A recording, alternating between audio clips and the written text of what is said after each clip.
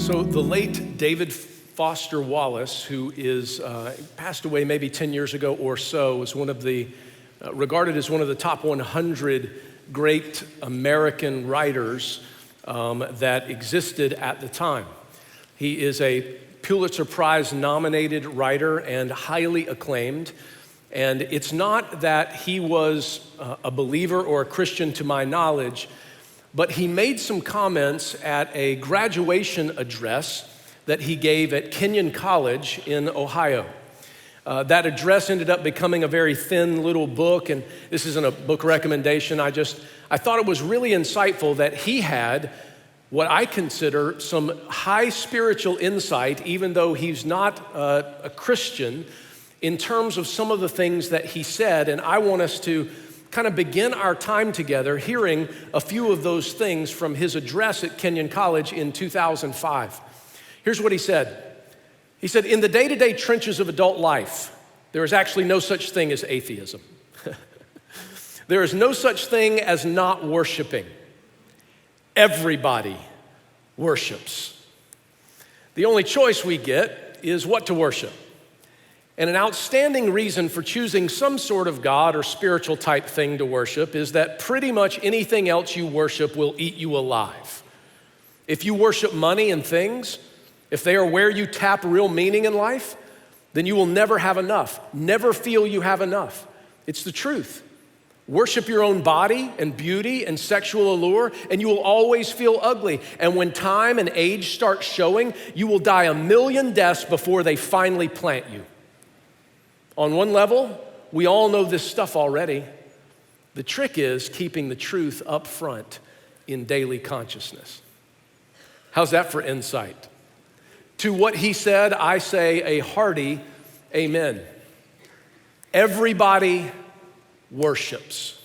You see, that's almost something that we don't pay attention to, because until it gets stated like that, until it gets called out like that, it's not even something maybe that we even think about that often. And sometimes those are the things that are most ubiquitous, the things that are most obvious, the things that are most important to us are things that we don't have a tendency sometimes to actually pay really close attention to.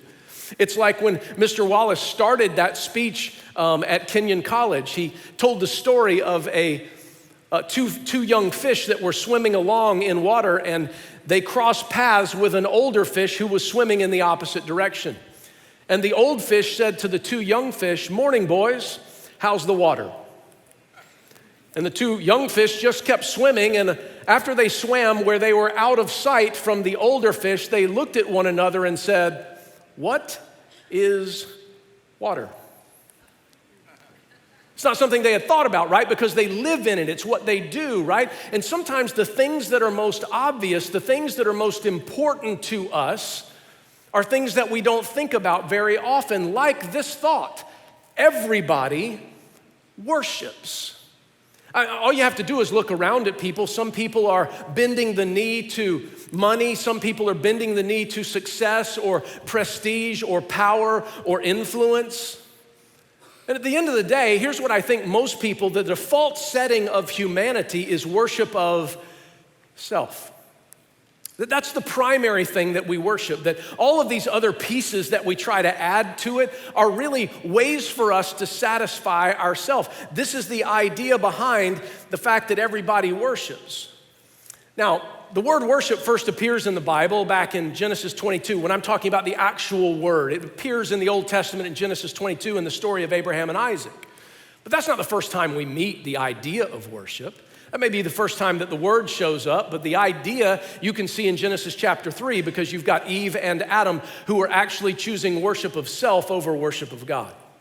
That's in Genesis 3. In Genesis 4, you've got a story about right worship and wrong worship when you have the story of Cain and Abel.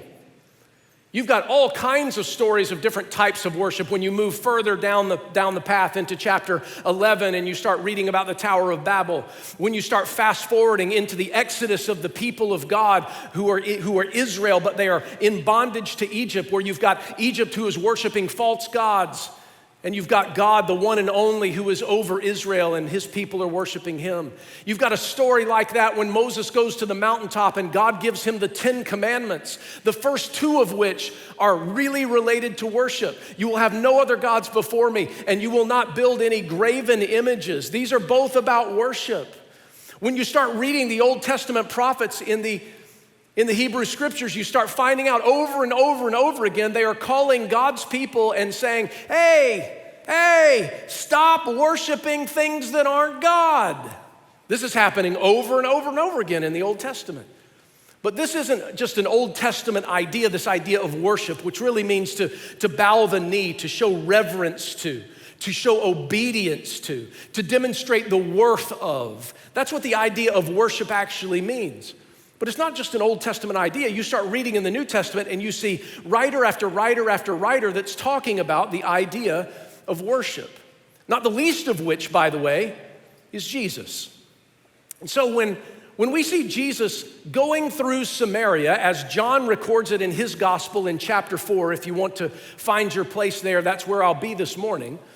In John's gospel, that's the 4th book in the New Testament. If you're new to this and you don't have a Bible and you want to look on with somebody or pick one up in the seat back or on a table if you're in the East Worship Center, if you just kind of look where the New Testament is, use your table of contents if you're new to this. That's no problem. Nobody's going to look at you weird or make fun of you. If they do, you tell me. We have a hit squad. It's part of our ministry here. You think I'm joking. No, I'm kidding. And it's the 4th book. Matthew, Mark, Luke, and then John's gospel, okay? It's the 4th one into the New Testament. And in John's gospel, chapter 4, he relates a story of Jesus, and Jesus is walking through Samaria. Now, that's a big deal. You've got to understand culturally, that's a big deal. Because Samaria and the Samaritans were people that the Jews regarded as half-breeds. They called them dogs. And in fact, they regarded them that way because they were kind of a mix of race with Jewish and pagan. And so their religious rituals were part Jewish and part pagan. And it was just a whole mess. And the Jews just didn't like it because they were like, this is not pure. This is awful. And so whenever they traveled, they would just go around Samaria. They didn't ever want to go through it. But Jesus is going through it in a town called Sychar. And Sychar was where Jacob's well was. Now it's noon. It's hot. Jesus is tired. And he's thirsty. And so he stops at Jacob's well there in Sychar in Samaria. And what happens? A woman comes up to him. Now, it's one thing that Jesus addresses her. He says, hey, I'm thirsty. Could you give me some water? And she looks at him and says, what? Like, this is a Jew talking to a Samaritan? It was even bigger than that. It was a Jew talking to a Samaritan woman. So this was a big deal. Jesus is just crushing social norms right now, talking to a Samaritan, let alone a Samaritan woman, and he asked for something to drink. You know why? He's thirsty. He's been traveling. It's hot. And so she asks some questions, and she's a little bit confused, but Jesus says basically to her, you know, I could give you something to drink. I could give you something to drink. Living water. And she's confused by that, and she asks some more questions, and finally, she agrees to this invitation. Sir, please give me this living water that you're speaking of. And he says, okay, well, go get your husband. And she says, well, I have no husband. And Jesus says, you're right. You've had 5, and the guy you're with right now is not a husband. Dun, dun, dun, right? That's what goes on right there. All of a sudden, she's thinking to herself, this is not just some normal Jewish man, right? That's where we pick up in our text in John 4. And listen to what she says in verse number 19. Sir, the woman said, I can see that you are a prophet. You don't say. He just told her all about her life, right? Our ancestors worshiped on this mountain, but you Jews claim that the place where we must worship is in Jerusalem. Woman, Jesus replied, believe me, a time is coming when you will worship the Father neither on this mountain nor in Jerusalem. You Samaritans worship what you do not know, and we worship what we do know, for salvation is from the Jews. Yet a time is coming and has now come when the true worshipers will worship the Father in the Spirit and in truth, for they are the kind of worshipers the Father seeks. God is spirit, and his worshipers must worship in the Spirit and in truth. The woman said, I know that Messiah, called Christ, is coming, and when he comes, he will explain everything to us. Then Jesus declared, I, the one speaking to you, I am he. Now, this is a remarkable passage because what started out as this invitation for water turns into a conversation about worship.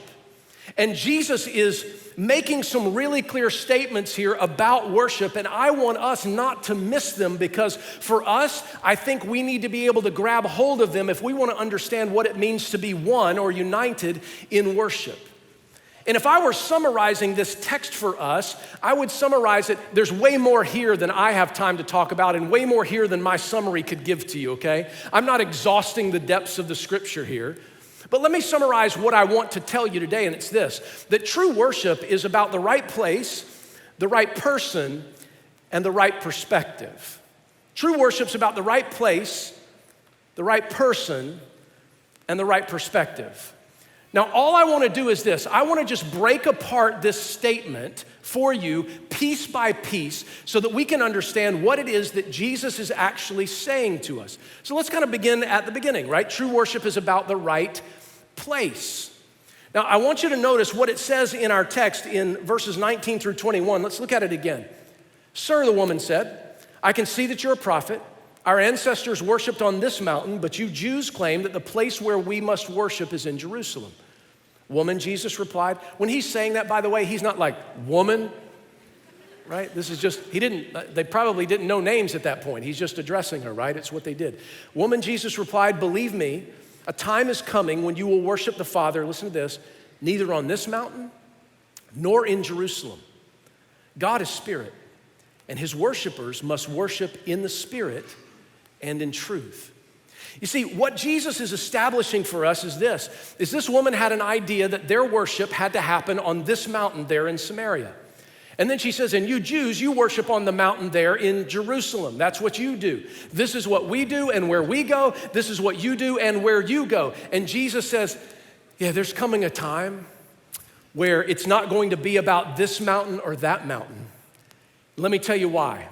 Because God is spirit, and he cannot be confined to one singular geography. You see, ultimately what Jesus is saying here is this. He's saying the right kind of worship are those who worship in the spirit and in truth. Now, some of you have read that text, and maybe your translation says in spirit and in truth, right? But I looked at my, there's a guy who wrote our Greek textbook when we were doing seminary, and it's kind of the standard Greek textbook for everybody. It's called Basics of Biblical Greek by William Mounce. The guy is a genius when it comes to the Greek language. And he's been a consultant on many of the translations, and he said it is a perfectly good translation to be able to say, worship in the spirit and in the truth. And he said, here's why. Because the strength of the statement comes when Jesus says, God is spirit. And that it is from that you are to interpret what is being said in front of it in the Greek language. And so what I'm saying is this, is that there is a way for us to be able to worship, Jesus says. There is a place for us to be able to worship from, and it's not about a geography, it is about the realm of the Spirit. It's not about a geography, it's about the realm of the Spirit. And if we wanted to talk about that being in the inmost being, in our very hearts and souls, you see, worship is not just about coming to a place. Worship is about, listen to this, acknowledging the worth of God from a place. From a place. From a place that is deep inside of us. But if you are thinking that, okay, worship is just about what we think in our hearts and what we believe in our hearts, and it is. Worship is just about what we ascribe to God in our hearts, but does that really have any relevance? You better believe it, because what we believe ends up coming out in what we do. That the doing side of worship actually happens as a result of who we are and what we believe. In fact, Paul got at this idea in Romans 12. Notice what he said. He said, therefore I urge you, brothers and sisters, in view of God's mercy, to offer your bodies as a living sacrifice, holy and pleasing to God. Listen to what he says. This is your true and proper worship. You see, what happens is that when our lives, when the place of our worship is deep within us, when we tap into, listen to this, the very inmost being of who we are, when the Spirit of God inside of us is igniting our worship of the Son and the Father, then all of a sudden that's what true worship actually looks like, and it's not relegated to just a geography. It's not relegated to just a place. But when it happens, it actually ends in us physically serving the Lord. That our act of worship is not just a song we sing or a thing we say, but it actually comes down to how we live and what we do. But it's not about just a geography. We get this so wrong sometimes because we have this idea. We have the idea that we can only worship when we are at church. We worship when we are at church. That's just a weird statement all by itself. We worship when we are at church. We planted a number of churches. We've got other campuses. Some of those campuses, even presently, Niagara Falls is meeting in a movie theater. Before that, Cheektowaga was meeting in a movie theater. Before that, Lockport was meeting in a movie theater. This church, when it was founded in 1961, started in a school. We have helped to plant dozens and dozens of churches in our region, and some of them start in houses, some of them start in schools, some of them start in all kinds of different geographies. Isn't it interesting? And do you know what we've heard time and again in our cultural context here? We invited people to church. Hey, we'd love for you to come and worship with us. Oh, really? Where are you guys at? Well, right now we're meeting in the theater. We're meeting in this school. We're meeting in, and they'll be like, oh man, that's cool. I tell you what, when you guys are a real church, we'll come and worship with you. When you're a real church. And what they mean by that is they have a misunderstanding that church is physical location, or church is bricks and mortar, or church is building. Church is people. The church is the people of God. That's why it's weird to say, I'm going to church. Because what you mean is building, but what you really should be saying is, I'm going to gather with the people, the church, to be able to gather to worship God. So we get confused about the place of worship. It's not about mountains. It's not about geography, because God is spirit and he cannot be limited. Here's the beautiful truth of that, ladies and gentlemen, is that the church ought to be worshiping wherever the church is. So when the church is gathered in a building like this, we should be worshiping. When a church is distributed in the region, we should be worshiping. That we are a people who are called to worship in the spirit and in truth, that wherever we are, no matter the geography, we can worship. But there's a second thing here that I think Jesus wants us to see, that true worship is also about the right person. This is really, really important, and I'm going to get to it in a second, but I'm going to get to it by way of an illustration. I don't know if you guys watched the Golden Globes last week. It's not something I would normally watch, but it came on the same channel that football just ended. Therefore, I somehow backed into or ran into the Golden Globes. Trace had already gone back to school. Tanner was going back the next day, and Tanner and I were sitting in there at the time. I think Edie was in there, or I don't remember. But I know Tanner was in there because we had a conversation, because we were just minding our own business. And then all of a sudden, Ricky Gervais comes on, and this guy was hosting the Golden Globes. You may or may not know who he is, a comedian. This dude got involved in some comedic barbarism, like comedic savagery. He started annihilating like all the people that were there. It was interesting. Now, there's some people that are like, yeah, give it to him, Ricky. They're a bunch of jerks. Do you know them?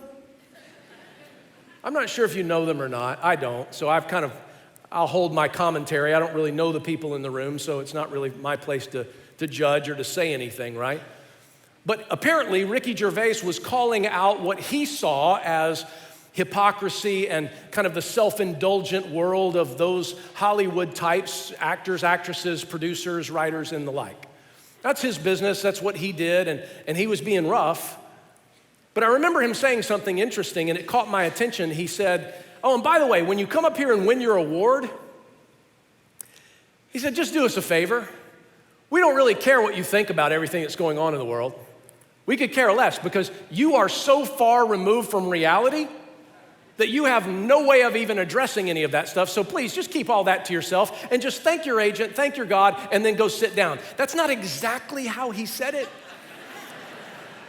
but it's close. I cleaned it up a little bit. Thank your agent, thank your God, and go sit down. What caught my attention was not that he was going comedy savage on all of these people. That's not really what caught my attention. What caught my attention is when he said, thank your God. Because I knew, number one, I know Ricky Gervais, and he's an atheist, and he's been very clear about that. So I knew he was using that both as a pejorative term and also using it as a general term. He didn't care what God people actually acknowledged when they got up there. He didn't care at all, because to him, it was just a definition of something he doesn't believe in, and oh, by the way, it was just a general definition anyway. You see, in the day and age that we live in, ladies and gentlemen, it's not enough to say that we believe in God. It's not enough to say that we worship God. The more pertinent question is this: what God? What is your God like? What God are you talking about?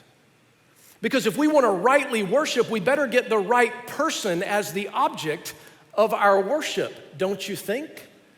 Because when people just use the term God, they could be talking about all kinds of different things that make no sense to what we believe. And so the question becomes, what kind of God are you worshiping? And why, by the way, is the Christian God different than every other God?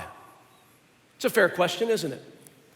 I mean, certainly we know that there are things that are beautiful about what it means about our faith and what we believe. We certainly believe that salvation is by grace, that this is an act of God.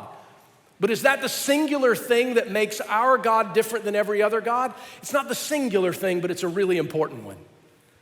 How about that Jesus? How about the atonement of Jesus dying on the cross for sins? Well, there's people that believe that, but don't believe in the God that we believe in. How about Jesus' resurrection from the dead? There's people that also believe that don't believe in the God that we believe in. So what makes our God distinctly different? Something even more foundational about his very essence. And Jesus begins to say that to this woman at the well. Watch it. Here's what he says, verse 23.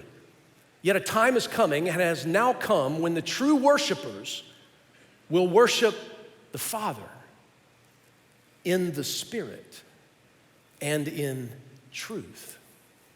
For they are the kind of worshipers the Father seeks. God is spirit, and his worshipers must worship in the Spirit and in truth. The woman said, I know that Messiah, called Christ, is coming, but when he comes, he will explain everything to us. And then Jesus declared, I, the one speaking to you, I am he. Isn't it interesting that Jesus had a conversation with a woman and he's talking about worship? And what Jesus does when he talks about worship and he's talking about what true worship is, he not only talks about the nature of the place, that it's not just about this mountain or this mountain, that God can't be contained, but then he refers to the Father and the Spirit, and he is speaking as Christ the Son. You know what the most foundational thing about the God that we believe in is? That God is Trinity. This is the most foundational, and do you know what else it is? It's beautiful. This is helping us to understand how we worship God. It is a treasured thing to believe that God is God the Father, God the Son, God the Spirit. This is a treasure to our hearts. But some of us, because we can't fully conceptualize it, because we don't know what to do with it, we start doing weird things as a result of it. And we start trying to explain it away in illustrations that are really, really, really short of the nature of who God is. God is exactly like water. No, he's not exactly like water. God is just like an egg. You've got the shell and you've got the yolk and you've got the white part. Have you known anybody who's heard that explanation and fallen down in reverent worship of the egg God? Has anybody ever heard that happen? I don't think so. So that's part of what we do. Or, pragmatically, what we do is we try to make God into a singular entity instead of a tri-personal God who is one in essence. That's why when we read in the Old Testament the Shema, when it says, "Hear, O Israel, the Lord our God is one," we think that means a number. It means an essence. It's not about a number, it's about an essence. God is revealed as Father, God is Son, God is Spirit, and that is not God whenever he has a particular mood, putting on the mask of, "Oh, I'm Father right now. Oh, hold on, I'm Son right now. Hold on, I'm Spirit right now." That would be an amazing ventriloquism act at the baptism of Jesus, wouldn't it? As Jesus goes into the water and the Spirit descends upon him and the Father says, "This is my Son in whom I'm well pleased." How did he pull that off? If he's just a single being God. No, he is a tri-personal God. God the Father, God the Son, God the Spirit. One God in essence, three in person. This is a treasure to us. But we get weirded out and we don't think about it, and so we start doing weird things and we say, "Well, you know what, I really can't explain it." And you feel like you have to apologize to people about it. Oh, it's a mystery. It's a mystery. It's a mystery. It's what it is. But see, mystery in the Bible, when we read about mystery in the Bible, it's not about something that cannot be known. It's about something we could not know unless God revealed it to us. We could have never by ourselves dreamed up this tri-personal eternal God, an eternal Father, an eternal Son, and an eternal Spirit that is one in essence. We could have never dreamed that up. It is only by the revelation of God that this mystery becomes known to us. It doesn't mean we've got it all figured out. Let me explain to you all the ins and outs of God. That would make you God, and there's two things that I know in this world. There is a God, you're not him. Okay? So we understand we can't exhaust our understanding of this, but it's not a mystery that cannot be known. It's a mystery that has been revealed to us. Or we try and explain the Trinity by explaining what it's not, which is kind of the inverse and doesn't really inspire worship in people. I say all of that to say, ladies and gentlemen, we don't want to apologize. We don't want to be embarrassed by, like this is our crazy uncle that comes over at Christmas and we're like, we're sorry, right? That's not what this is about. This should be a treasure to us. We should love this. Let me tell you why. Let me explain why.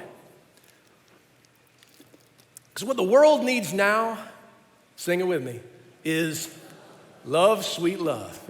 Some of you who are my age or older, you're like, cool, Diana Ross. Some of you who are younger going, never heard that song. What the world needs is love, doesn't it? And do you know what's easy for us to say? This three-word statement: God is love. And it's true. This is a true statement. But you know what's difficult for us to say? Another three-word statement: God is Trinity. Why is that difficult for us? Because I want you to understand something, as Dr. Michael Reeves pointed out in one of his writings that I thought was incredibly insightful. Listen to this. God is love because God is Trinity. Let me explain. If God were just a single being God, not Father, Son, and Spirit, but just God, like I'm just Jerry. If God were just a single being God, God could not be love intrinsically, because from eternity past, he would have no one to love. And thus what this single being God would have to do, because he couldn't be love intrinsically, is he would have to create in order to love. But if a single being God who claims to be love but can't be, has to create in order to be love, then that means he would have to create people to become who he is, which would mean that he was not intrinsically that from the outset. It would also mean that if this single being God created people to be who he is as love, it would mean that created things give him meaning and life as opposed to the other way around. But when you have a tripersonal God, an eternal Father, an eternal Son, and an eternal Spirit who has existed one in essence from eternity past, who has been in a shared relationship of love, that God is intrinsically love. And what that God does is that God invites the people that he's created, not because he needs them, he needs nothing. Not because he needs their love, but because he wants to invite them into the relationship of his being of love that has existed from eternity past. What a glorious God. We must stop apologizing for the beauty of the Trinitarian nature of God. Here's why.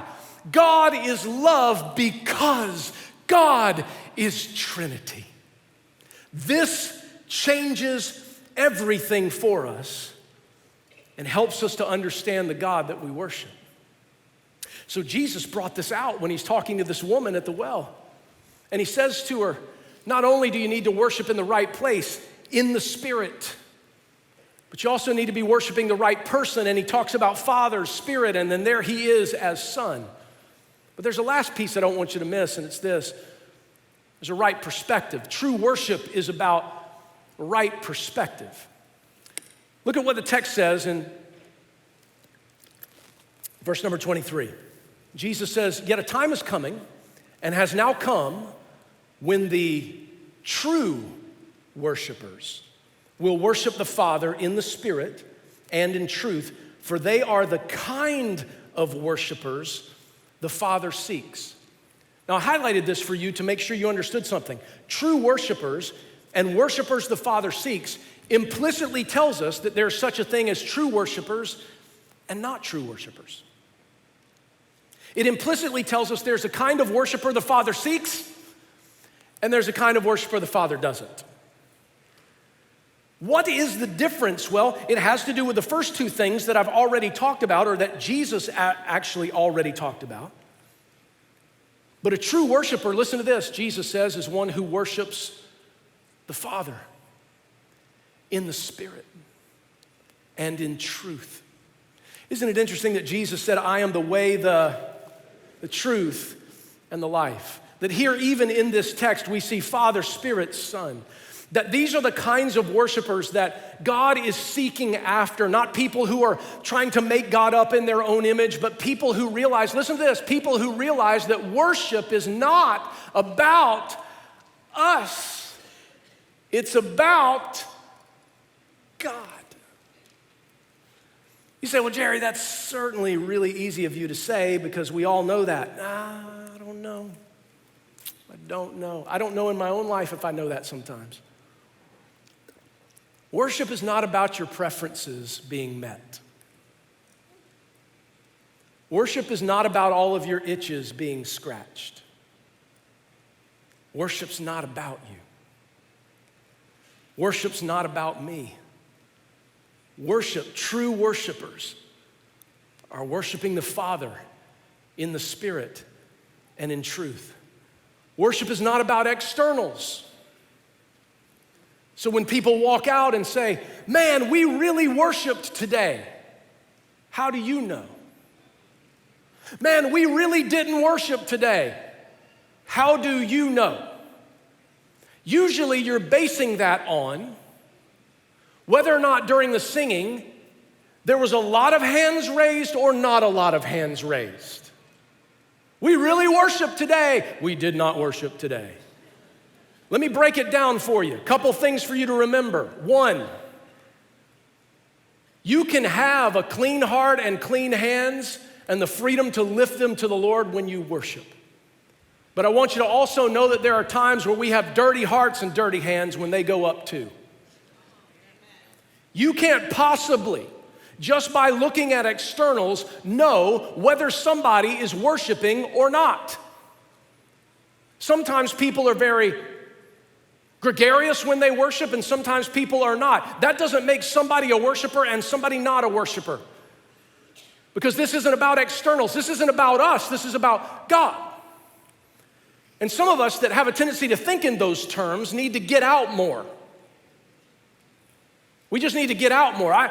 God's given me the grace to be in 35 plus countries at this point in my life. That's not more than anybody in the world, but it's some. I've been all over the world. I have been in Cuba, where literally we were worshiping and singing for longer than I had voice.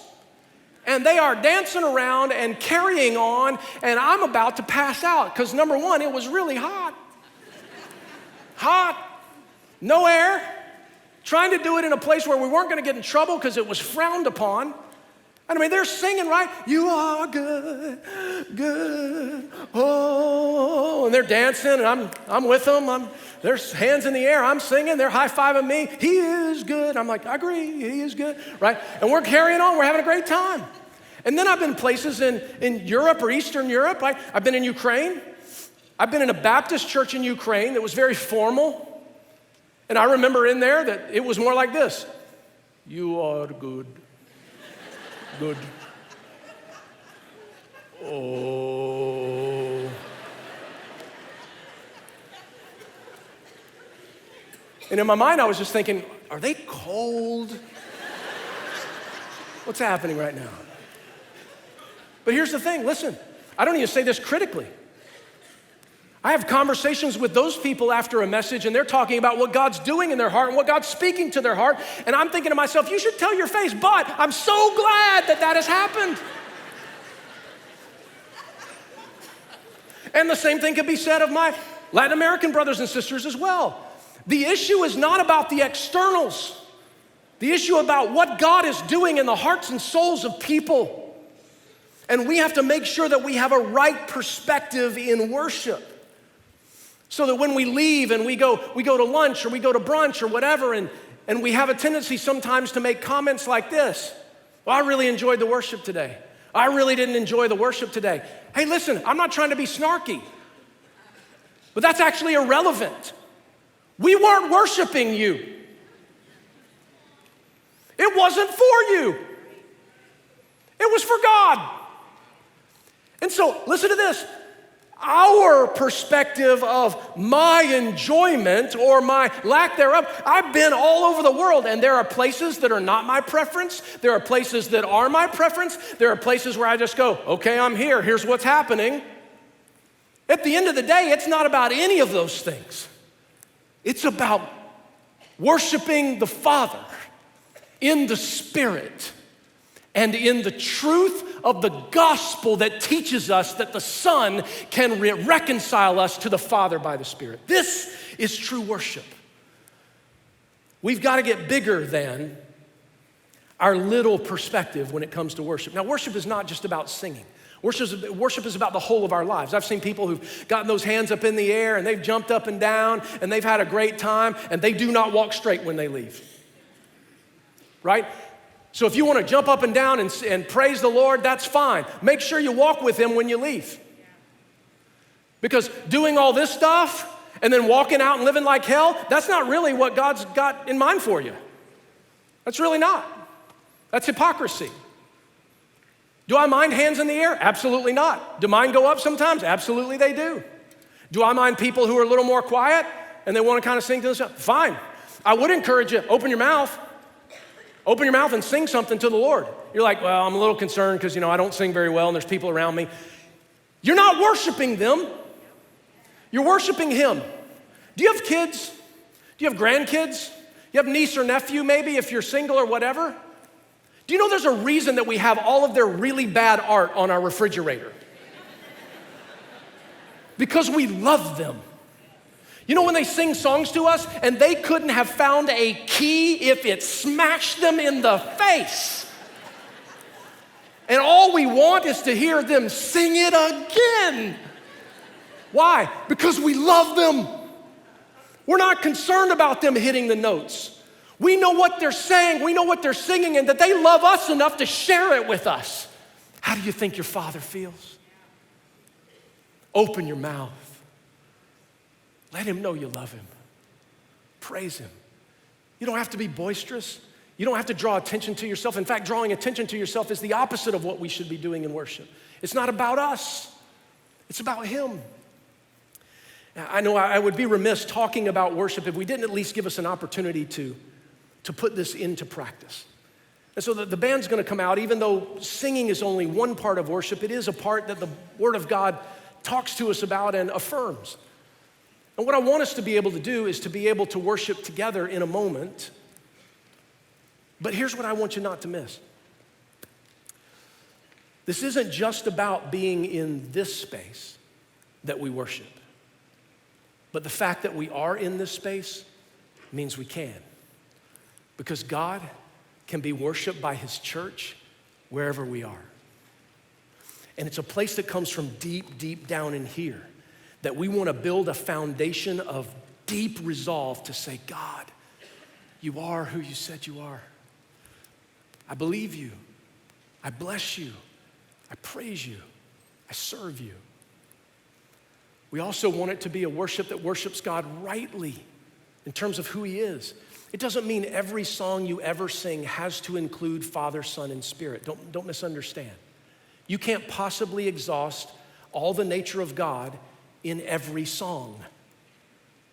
But we do have to know in our hearts who it is we are worshiping and from what place we are worshiping. And we have to make sure that our perspective is that it's not about me, it's not about us. It's about Him. It's about Him. So why don't we do that? Let's stand together. Father, I pray that you would be blessed with our praise and our worship because you are worthy of it in every way. In Jesus' name, amen.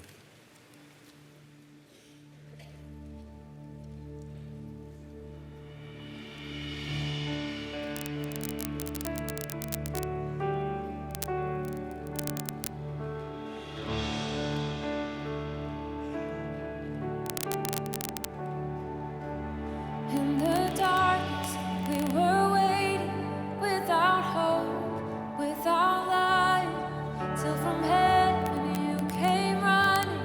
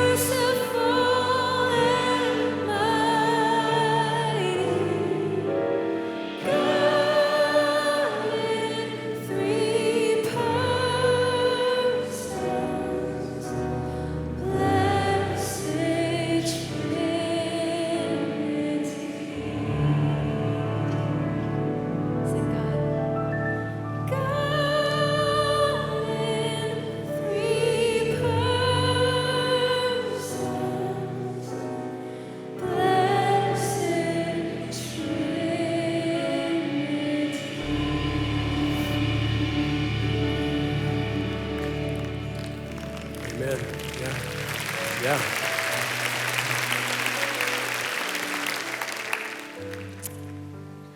This God, this Trinitarian God, has existed from eternity past as an eternal Father, eternal Son, and eternal Spirit.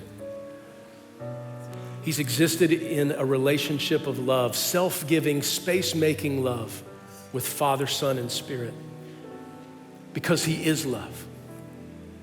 And in creating image bearers, people that bore his own image, he created them not because he needed them, but because he wanted to invite them into this relationship of love. But something has gotten in the way that the Bible calls sin. And for us to be able to enter into this relationship with God, this thing that prohibits us must be destroyed, dealt with, overcome. So God, in his love, sent his Son, who came willingly, was born as a baby, very God and very human at the same time. Fully God, fully human at the same time. This God-man, Jesus, lived sinlessly and proclaimed the kingdom of God, sharing the love the Father has with the world. And then because sin had such a hold and a grip and a bondage on the lives of human beings, Jesus knew that the only way that that could be broken is if God, in his justice, dealt with sin once and for all. And Jesus, the perfect, spotless, beautiful Passover Lamb of God, willingly went to the cross, who for the joy before him endured the cross, scorning its shame. And the sins of the world were poured out upon him, so that this holy God might judge our sin on the sacrificial person of Jesus, the only one worthy to pay for it. Even though Jesus owed nothing, he paid for everything and demonstrated the sufficiency of his sacrifice by getting up from the dead, and now intercedes at the right hand of the Father on your behalf and mine. This is the invitation of love that God offers to you, that you can be born from above, that you can have this relationship by faith in what God has done through Jesus by the power of his Spirit. You can be reconciled to God. Your sins, they can be forgiven. Your life, it can be made new. You can have the hope of knowing God in this life and the life to come. And the beautiful thing is that he doesn't leave you alone. Because when you put your faith in Jesus, he gives you his Spirit inside of you. So that now the testimony of the Spirit in you magnifies the Son that is sharing with us the love of the Father, and we are worshiping God for who he truly is. Why would you want to reject that kind of invitation? If that's your need, my prayer for you is that when we dismiss in just a moment, you'll come right out of this room. Or if you're in the East Worship Center, come right through the atrium into our fireside room. We've got some folks there that would love to take a moment and talk to you about what it means to enter into relationship with Jesus Christ, to have your life changed and your sins forgiven. Father, we glory in who you are. We thank you for every expression of your grace in Jesus that has been afforded us by the power of your Spirit. We thank you that you are love. It is your very being. You always have been, and you always will be. And that you are holy, and that you will deal and clean and rid us of sin if we might but turn from that way of living and put our faith in what Jesus has done for us.